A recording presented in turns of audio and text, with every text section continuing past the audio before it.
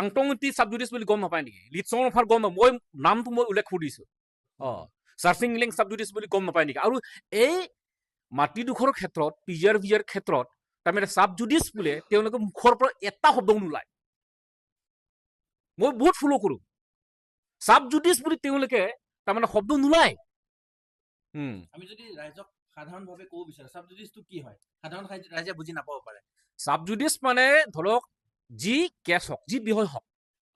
যদি এটা কোৰ্টত যদি তাত কেছ চলি আছে ৰায় দিয়া নাই তাৰমানে ৰায় দি নিদিয়ালৈকে এই ক্ষেত্ৰত তাত কোনো কাম কৰিব নোৱাৰে কোনো হাত দিব নোৱাৰে ইয়াত পেণ্ডিং থাকিব এতিয়া কোৰ্টে তাৰমানে উই কেনট ডিক্টেট কোৰ্ট ল' ডিক্টেট আছ লয়ে ন্যায় কিবা আইনহে আমাক ডিক্টেট হ'ব আইন যি মতে আমি ভাৰতবৰ্ষতো আইন মতে চলে গতিকে আইন যি কোৰ্ট যি কয় আমাক এইটো আমি চলিব লাগিব কথা এইটোৱে আৰু গতিকে তেওঁলোকে জানি বুজি সেই সিহঁতে প্ৰটেষ্ট কৰিছে কথা এইটোৱে বেকআপ আছে বেকআপ বহুত মই ক'বলৈ নিবিচাৰো কিন্তু যোৱা বছৰ যেতিয়া নেকি পিজিআৰ ভিজিআৰ মাটিডোখৰৰ ক্ষেত্ৰত উচ্ছেদ হ'ব লাগিব বুলি ASDC যুৱ মৰ্চা আৰু কাৰ্বি ছাত্ৰ সন্থাৰ আমি আন্দোলন কৰিছো খিৰণী চাৰিআলিত পিছদিনা বিৰোধী দলৰ নেতা দেৱব্ৰত শইকীয়া তেওঁ এছেম্বলিত মজিয়াত তেওঁ ভাষণ দিছিল যে তাত ইভিকশ্যন হ'ব নালাগে উচ্ছেদ হ'ব নালাগে আজি কংগ্ৰেছে একো মাত মাতা নাই কংগ্ৰেছ বেক আপ আছে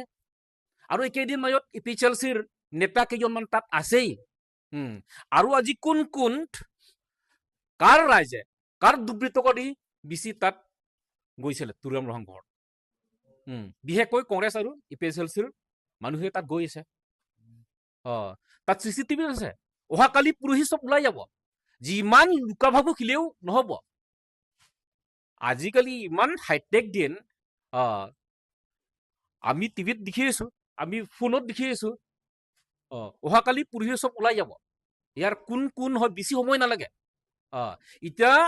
কথাটো হ'ল এই ক্ষেত্ৰত এতিয়া আইনৰ দুটা পৰি গ'ল এটাটো হ'ল পিজাৰ ক্ষেত্ৰত আইন হৈ গ'ল